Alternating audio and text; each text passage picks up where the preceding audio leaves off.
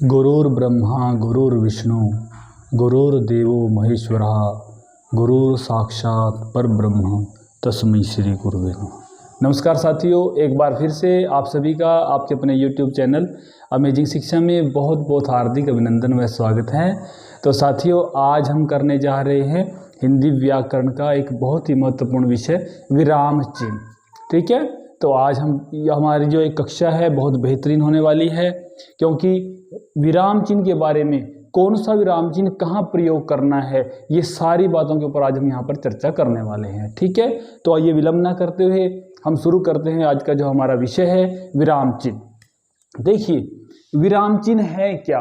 विराम चिन्ह जो है, दो यहाँ पर शब्द आए हैं, एक विराम और एक होता है चिन्ह।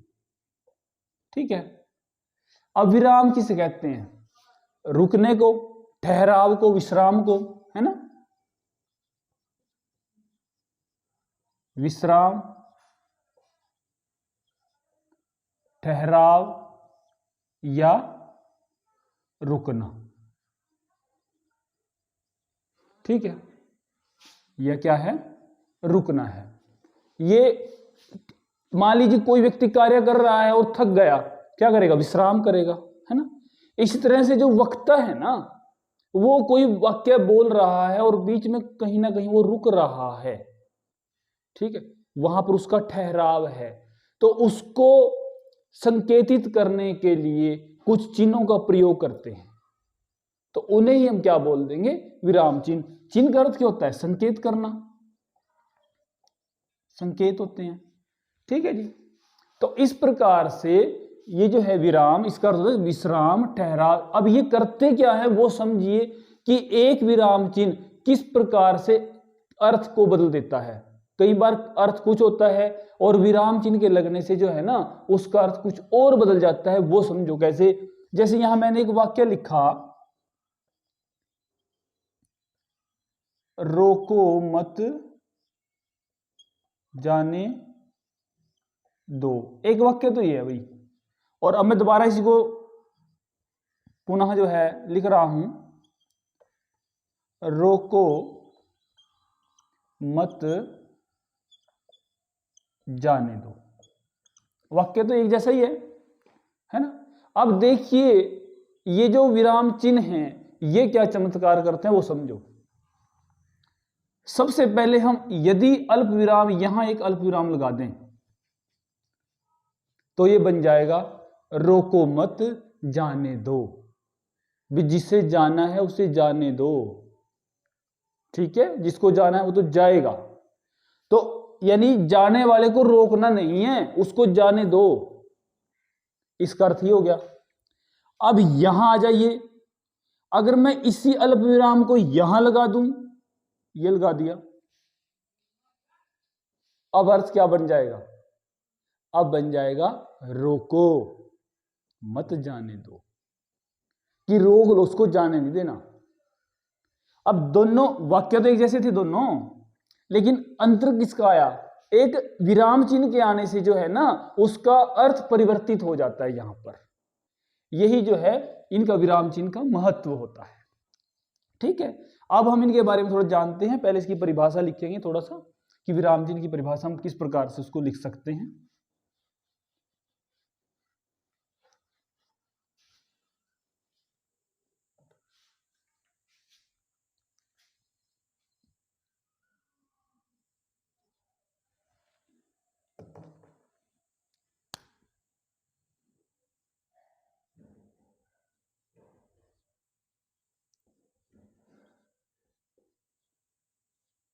देखिए, किसी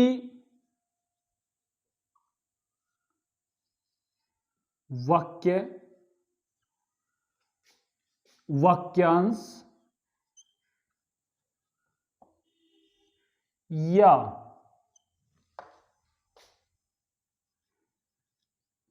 शब्द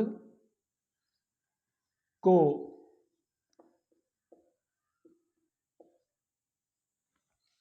बोलते हुए वक्ता वाक्य के या वाक्य में रुकता है भाई, बिल्कुल सामान्य सी साधारण सी परिभाषा लिखेंगे। किसी वाक्य, वाक्यांश या शब्द को बोलते हुए वक्ता ना वाक्य में रुकता है। इस रुकने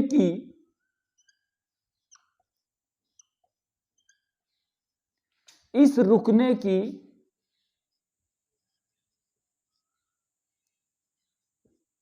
प्रक्रिया को प्रकट करने के लिए या संकेतित करने के लिए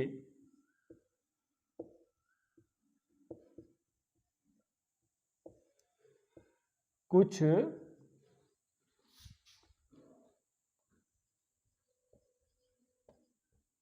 संकेत चिन्हों का प्रयोग किया जाता है।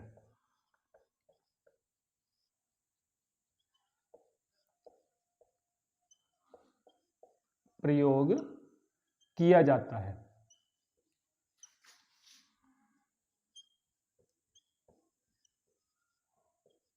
जिन्हें हम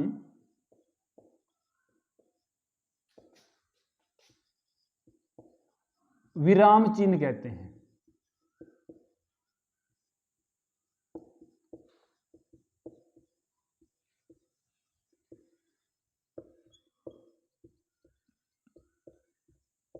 ठीक है जी, क्या कहते हैं, किसी वाक्य हो, कोई वाक्यांश हो या कोई शब्द, उसको बोलते हुए वक्ता बीच में जो है ना वाक्य में रुकता है, कहीं रुक रहा है, विश्राम कर रहा है, ठहर रहा है, तो उस जो रुकने की प्रक्रिया है ना उसको प्रकट करने के लिए, उसको संकेतित करने के लिए जिस भी चिन्ह का वहां पर प्रयोग किया गया उसे ही हम क्या कहेंगे, विराम चिन्ह कहते हैं। ठीक है, तो आज हम बात करने वाले हैं इसके जो मुख्य भेद हैं उनकी।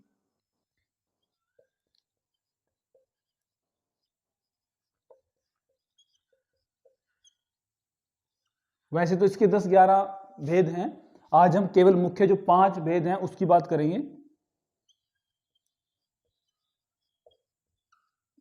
ठीक है जी, पहला होता है पूर्ण विराम। हमें यह समझना है कि हम कहां पर किस विराम चिन्ह का प्रयोग करें। यह भी प्रश्न आते हैं, चाहे आप किसी कक्षा में, भले ही आप छठी कक्षा में पढ़ रहे हो, चाहे आप 8वीं में हो, चाहे 10वीं 12वीं में हो, या आप किसी प्रतियोगी परीक्षा की तैयारी कर रहे हो, वहां पर यह प्रश्न देखने को मिलते हैं कि एक पूरा वाक्य दे दिया, इसमें विराम चिन्हों का प्रयोग कीजिए, तो आपने वहां पर किस प्रकार से किस चिन्ह को कहां लगाना है और कैसे लगाना है, ये सारी बातें जो है ना आज यहां पर आपको विदित होंगी। बस आपने इस वीडियो को अंत तक देखना है और ध्यान से समझना है इसको। पहला है पूर्ण विराम, ठीक है, दूसरा अल्प विराम,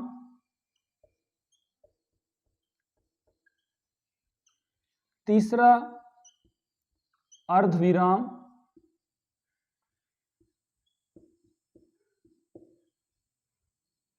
और चौथा है प्रश्नवाचक, और पांचवा है विस्मयादि बोधक। इन 5 जो चिन्ह हैं, मुख्य जो विराम चिन्ह हैं, ये आज हम इन पर चर्चा करने वाले हैं। ठीक है, तो इसका स्क्रीनशॉट ले लें और इस परिभाषा को ध्यान से समझ लें कि विराम चिन्ह होते क्या हैं। ठीक है, इन 5 पर आज हम बात करेंगे। यहां पर सबसे पहले बात करते हैं पूर्ण विराम की।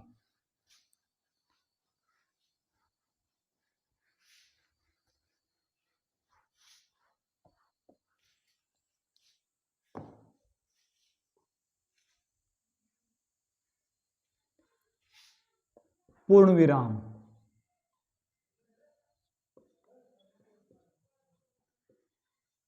इसका प्रयोग कहां करेंगे हम, देखिए पूरी तरह, मैं संक्षिप्त में लिखूंगा, ज्यादा लंबा लिखूंगा, पूरी तरह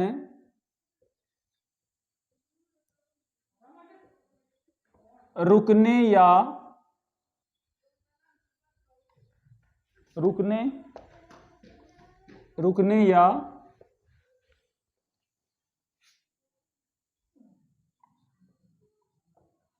ठहरने के लिए, ठीक है, इतनी बात लिखेंगे बस। जहां पर आपने पूरी तरह से रुक गए आप, मान लीजिए एक बस यहां से चलती है, यमुनानगर से दिल्ली की बस है, तो वो यमुनानगर से चलती है, तो कहां जाकर के रुकना उसने? दिल्ली, वहां उसका स्टॉप है, वहां रुक, उसके आगे नहीं जाएगी वो, ठीक है। तो वहां पर क्या लग जाएगा? विराम लग जाएगा, पूर्ण विराम लग जाएगा, अंतिम उसका, ठीक है। तो जैसे एक वाक्य लिखते हैं, सदा सत्य बोलो, है ना। अब ये है वाक्य, पूरा है वाक्य, इसमें ना तो कुछ जोड़ना है ना तोड़ना है, सदा सत्य बोलो। और लिख लीजिए, कबीरदास भक्ति काल के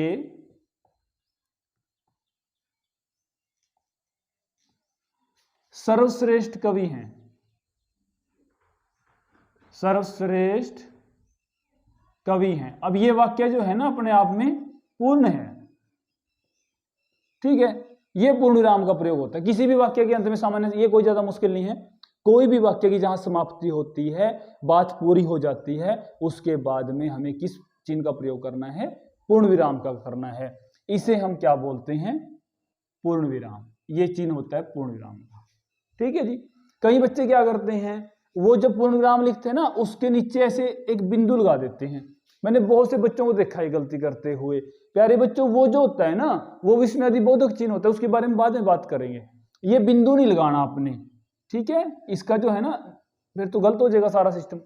तो यहाँ ये जो सिंपल एक आपने डंडा जैसे लगाते हैं आप, जैसे ये एक लिखते हैं, बस ये पूर्ण विराम होता है, ये ध्यान रखना है, ठीक है, कोई भी वाक्य की समाप्ति पर। दूसरा जो मैं बात करूंगा यहां, अल्प विराम की। अल्प विराम ये क्या होता है बच्चों? इसका जो चिन्ह होता है ना, ये जो आप इंग्लिश में बोलते हैं ना कोमा, ये इस तरह का चिन्ह होता है, कोमा लगाते हैं हम, ये होता है अल्प विराम, ठीक है। इसका प्रयोग कहां करेंगे? वाक्य के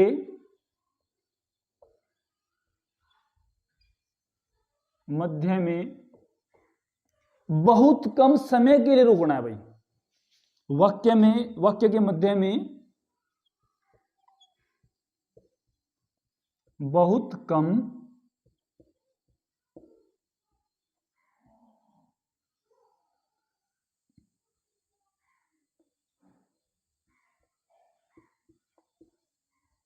रुकने के लिए, बहुत कम समय रुकना, हमने थोड़ा रुकना है, ठीक है। वाक्य के मध्य में बहुत कम समय रुकने के लिए, बहुत कम, थोड़ी सी देर के लिए रुकना है। जैसे राम मोहन श्याम और अनुज पढ़ रहे हैं, और अनुज पढ़ रहे हैं। अब ये वाक्य है भाई, ठीक है। अब यहां जो है पूर्ण विराम लग गया। अब यहां देखिए, राम, रुकने के लिए थोड़ी सी देर, राम मोहन श्याम और अनुज पढ़ रहे हैं। यहां क्या था? सदा सत्य बोलो, यहां रुकने की आवश्यकता नहीं थी कहीं भी। कबीरदास भक्ति काल के सर्वश्रेष्ठ कवि हैं, सामान्य वाक्य। यहां अंतर है, किसी शब्द के बीच में कोई छोटा सा वाक्यांश हो, वहां भी रुकना पड़ सकता है। देखिए, राम मोहन श्याम और अनुज पढ़ रहे हैं, थोड़ी सी देर के रुकने के लिए क्या लगाते हैं हम? अल्प विराम का वहां पर प्रयोग करते हैं। कई बार क्या होता है, जैसे यदि तुम आ जाते,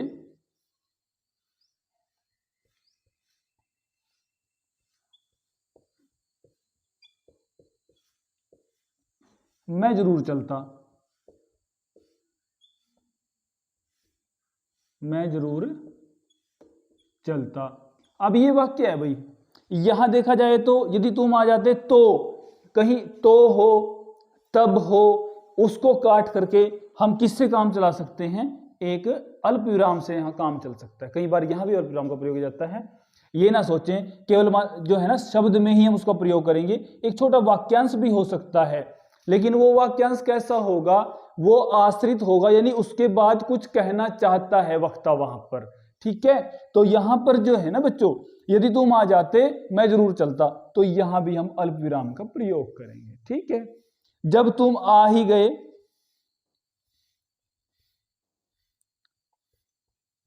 जब तुम आ ही गए बैठ जाओ। अब यहां क्या है बच्चों, देखिए यहां देखा जाए जब तुम आ ही गए तो बैठ जाओ, तो आना चाहिए, लेकिन नहीं, यहां पर एक अल्प विराम से काम चल सकता है। ठीक है, इस प्रकार से भी कुछ वाक्यों में हम अल्प विराम का प्रयोग करते हैं। जब तुम आ ही गए बैठ जाओ, यदि तुम आ जाते मैं जरूर चलता, या वह जहां जाता है बैठ जाता है।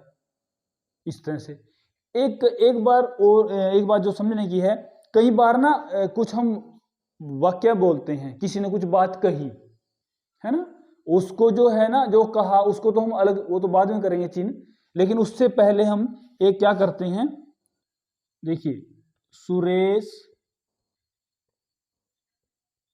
ने कहा, ठीक है जी, वहां मत जाओ, वहां पर मत जाओ। अब सुरेश ने कहा, जो भी कोई बात कही जाती है उसको भी हम कोमे में उसमें रखते हैं, उदाहरण चिन्ह में रखते हैं, बाद में समझाऊंगा, इसको हम इस चिन्ह में रखते हैं। अभी बात करें हम अल्प विराम की, तो सुरेश ने कहा, इसके बाद जो है ना हमेशा यहां पर भी जो है अल्प विराम का प्रयोग किया जाता है। ठीक है, तो ये स्थितियां अक्सर बनती हैं किसी शब्द के बीच में, किसी वाक्यांश के बीच में जो आश्रित हो और एक दूसरे के ऊपर निर्भर हो, इस तरह के कोई वाक्य हो, या तो तब, है ना, इस प्रकार वहां आना चाहिए था लेकिन वो नहीं आया, उसका काम किसने कर दिया, एक अल्प विराम ने कर दिया। और या फिर किसी ने कोई बात कही और सुरेश ने कहा, जो कहा वो तो आएगा उदाहरण चिन्ह के बीच में, लेकिन उससे पहले यहां पर क्या लगाएंगे, हम अल्प विराम का प्रयोग करते हैं। ठीक है जी, तो ये पूर्ण विराम का प्रयोग एक वाक्य के अंत में, और अल्प विराम का प्रयोग वाक्य के बीच में थोड़े समय के लिए, बहुत कम समय के लिए रुकने के लिए प्रयोग करते हैं। ठीक है जी, इसके बाद जो तीसरा है वो है अर्धविराम। अर्धविराम और अल्प विराम में कोई ज्यादा अंतर नहीं, थोड़ा सा उसमें अंतर है, उसको समझ लें हम। अगर देखा जाए तो अंतर छोटा भी नहीं है, बहुत बड़ा अंतर है, क्योंकि एक विराम चिन्ह जो है ना, अभी मैंने बताया था कि अर्थ को अनर्थ भी कर देगा, है ना, पूरे अर्थ को बदल कर रख देगा एक विराम चिन्ह, तो ध्यान रखना है आपने। तो तीसरा जो है बच्चों वो होगा अर्धविराम।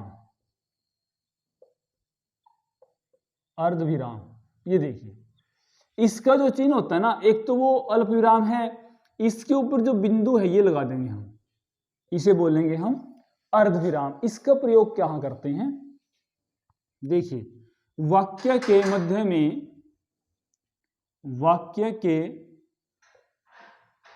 मध्य में अल्प विराम से ज्यादा, अल्प विराम से ज्यादा और अल्प विराम से ज्यादा और पूर्ण विराम से कम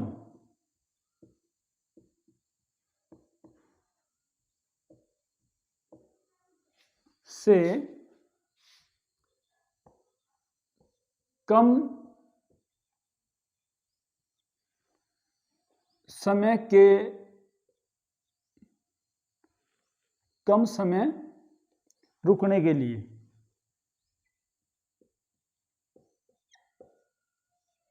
रुकने के लिए। ठीक है जी, देखो मैं संक्षिप्त में लिख रहा हूं, वाक्य के मध्य में अल्प विराम से ज्यादा देर के लिए रुकना है और पूर्ण विराम से कम समय के लिए रुकना है, ये ध्यान रखना है आपने। पूर्ण विराम में तो पूर्ण ही हो गया वाक्य, है ना, कैसे उदाहरण से समझते हैं। आलस्य मनुष्य का सबसे बड़ा शत्रु है। मनुष्य का सबसे बड़ा शत्रु है। सबसे बड़ा शत्रु है। इससे दूर रहें। इससे दूर रहें। ये है भाई। कुछ बच्चे क्या करेंगे, आलस्य मनुष्य का सबसे बड़ा शत्रु है, यहां पर पूर्ण विराम लगा देंगे। ये पूर्ण विराम नहीं लगेगा। यहां पर देखा जाए तो वाक्य पूर्ण है, लेकिन उसके बाद भी कुछ कहना चाह रहे हैं, वक्ता जो है ना कुछ कहना चाह रहा है, वो देख लें। इससे दूर रहें, तो यहां पर जो है ना अल्प विराम का प्रयोग हम कर नहीं सकते। वहां क्या था कि वाक्यांश था, लेकिन वहां कहीं ना कहीं हमें ये लग रहा था कि एक उपवाक्य दूसरे के ऊपर आश्रित है, निर्भर है, यानी वक्ता आगे कुछ कहेगा। यहां पर देखा जाए तो एक दृष्टि से ये जो है ना वाक्य पूर्ण बनता है, लेकिन इसके बाद भी कुछ कहने का जो है ना वहां पर कहा गया है। तो यहां पर जो है ना थोड़ा सा हम इस चीज का प्रयोग करेंगे, आलस्य मनुष्य का सबसे बड़ा शत्रु है, इससे दूर रहें। इतना अंतर आ जाता है। ठीक है जी, थोड़ा इसको पास बनाएंगे।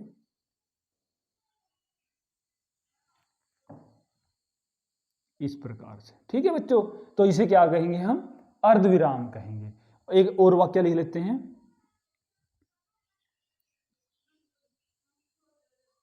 गांधी जी नहीं रहे। गांधी जी नहीं रहे। ठीक है जी, वे अमर हो गए।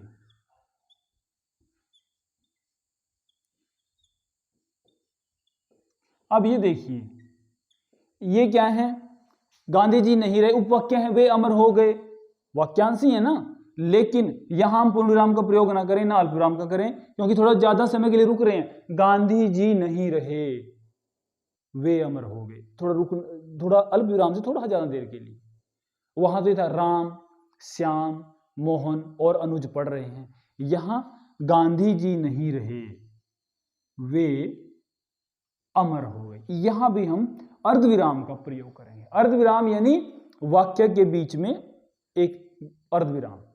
ठीक है, ये पूर्ण विराम हो गया और ये अर्धविराम है। ठीक है, और चौथा क्या है भाई, प्रश्नवाचक चिन्ह। प्रश्नवाचक चिन्ह, ये तो पता ही है सभी को, बड़ा ही आसान है। जब कोई वक्ता जो है ना किसी से प्रश्न पूछता है तो कौन से चिन्ह का प्रयोग करता है भाई,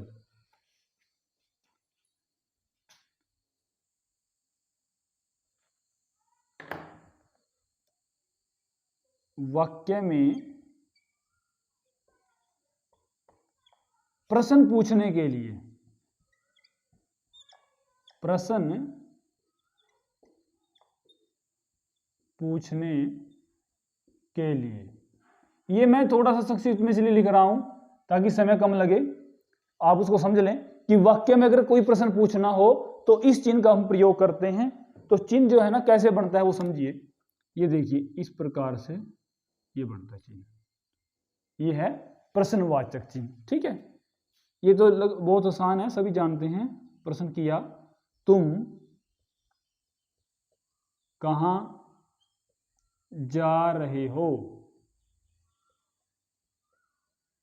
कोई भी प्रश्न किसी से किया जा रहा है, वो पूछ रहा है ना, कोई वक्ता पूछ रहा है तुम कहां जा रहे हो, प्रश्न बन गया ना।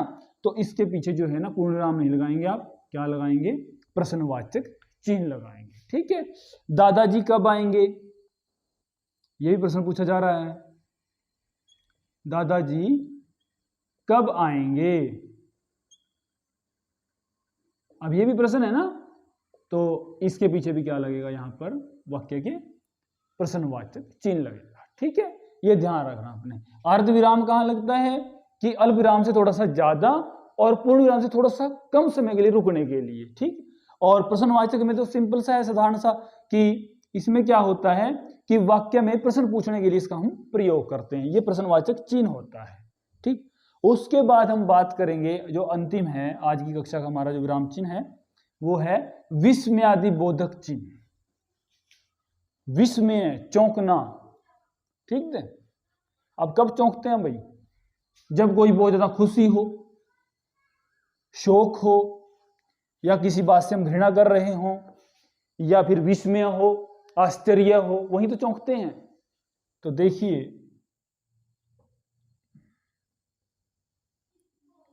विस्मयादि बोधक चिन्ह, ये क्या होता है इसको समझे हम।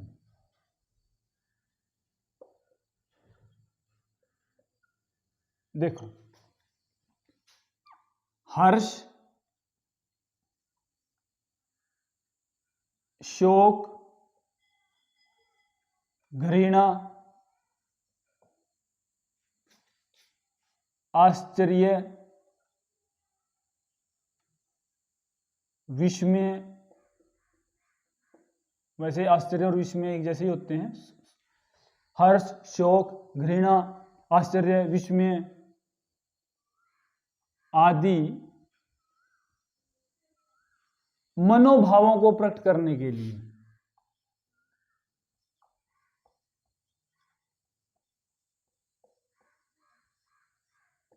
मनोभावों को प्रकट करने के लिए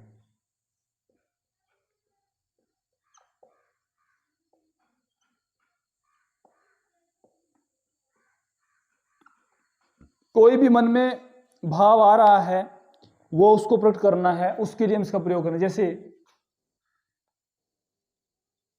काश मैं उसे देख पाता।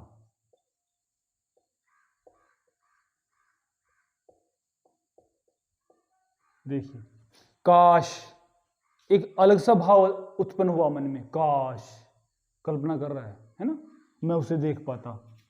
छी, ये घृणा का भाव है। छी, तुम चोरी करते हो।